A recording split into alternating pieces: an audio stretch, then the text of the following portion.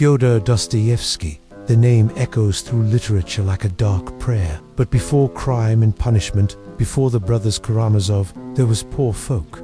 His first novel, a story of letters, of longing, of dignity hanging by a thread. Two souls, one city, a quiet tragedy. And yet, this forgotten beginning lit the fire that would define Russian literature forever. Poor Folk was written in 1845. When Dostoevsky was just 24, he was poor, unknown, and living in a dark, cold room. But when he finished this story of poverty and letters, he was so anxious he couldn't sleep. He handed the manuscript to a friend and waited. Within days, critics were calling him Russia's next great writer. Why? Because Poor Folk doesn't just describe poverty, it becomes it. At the heart of Poor Folk are two characters, Makar de Fushkin, lonely government copyist, and Varvara Dobrosolova, a distant relative, living alone.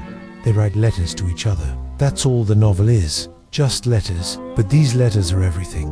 They are survival. They are the only warmth in a freezing world. Every word between them is loaded with dignity and desperation. Makar gives Varvara his last ruble. She gives him hope.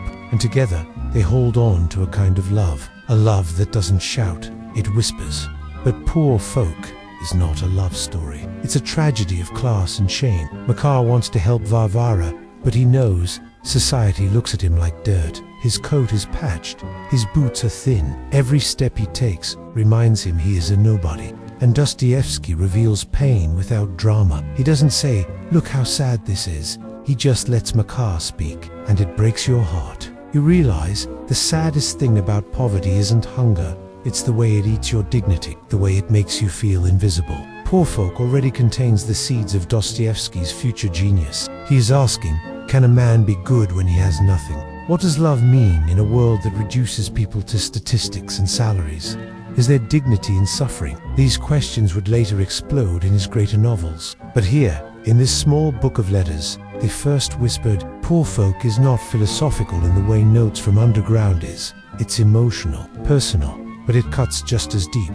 In the end, Varvara makes a choice, a hard, complicated choice. Makar writes his final letter, and in it, there's a line so quiet, it's almost a sigh. He tells her, may you be happy, may God bless you. No anger, no bitterness, just acceptance. And maybe that's what Poor Folk teaches us, that love can survive even when it's not returned. That kindness is possible, even when the world gives you nothing. That some souls are so gentle, they shine even in the darkest rooms. Dostoevsky was right to be afraid when he finished this novel. It was too real, too raw, but that's why it worked. It told the truth, the quiet, aching truth of being poor, not just in money, but in voice, in power, in love. Poor Folk was the whisper that became a roar, and with that whisper, a giant was born. If this story touched you, leave a comment. Tell me about the quiet books that left loud echoes in your mind. If you believe forgotten literature deserves to be remembered, share this video with someone who listens between the lines. And if you'd like to keep exploring the shadows and whispers of great writing, subscribe. There's more waiting in the pages we've yet to turn.